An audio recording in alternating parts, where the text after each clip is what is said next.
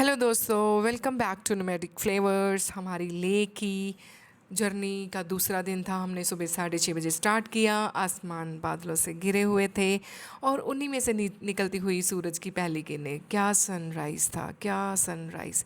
Amazing view, amazing सब कुछ, beautiful जिसको कह सकते हैं।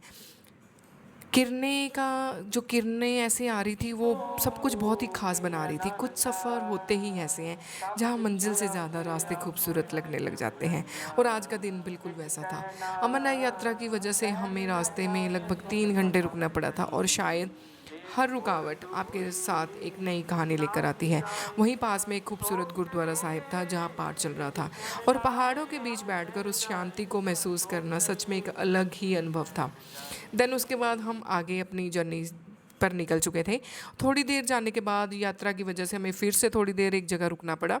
देन वहाँ पे मौसम ने अपना रंग बदलना शुरू कर दिया था। हल्की हल्की बारिश होने लगी, ठंडी हवाएं चलने लगी, और पूरे माहौल को और भी खूबसूरत बना दिया। फिर हम उस पल का इंतज़ार कर रहे थे कि हम जल्दी से सोनमर्ग पहुंच जाएं, क्योंकि सुबह अर्ली से उठे हुए थे और ऐसा लग रहा था कि जल्दी से अपनी मंजिल पर पहुंच जाएं। जैसे ही हमने टनल की तरफ बढ़े और टनल क्रॉस की, मानो हम दूसरी दुनिया में आ गए।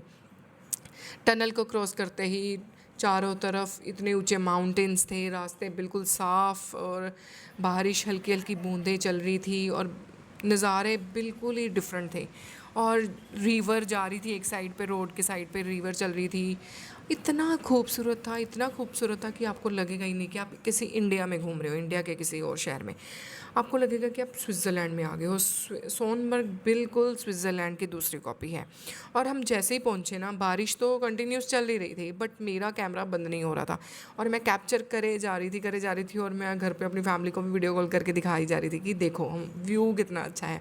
और मैं हर किसी को बोलूँगी कि जब भी कश्मीर या कभी भी जा रहे हो तो सोनमर्ग ज़रूर जाना, क्योंकि सोनमर्ग से ब्यूटीफुल और कुछ भी नहीं है। थोड़ी देर हमने रेस्ट की, और रेस्ट करने के बाद हम चले गए थे खाना खाने। बिकॉज ऑफ हम वेजिटेरियंस हैं तो हमें थोड़ा मुश्किल होता है वेजी फूड ढूंढने के लिए। सारा खाना खुना खा के हम दोबारा आए रूम में, तो मैंने बाद में ये रूम टूर शूट किया था।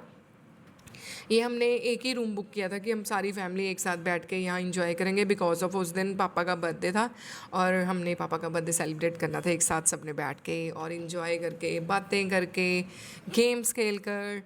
और उसके बाद ये नाइट व्यू मैं दिखाती हूँ। हम दोबारा गए थे मार्केट रात को ऐसे इंजॉय करने। देखना आप, मम्मा पापा हमारे बहुत इंजॉय कर रहे हैं।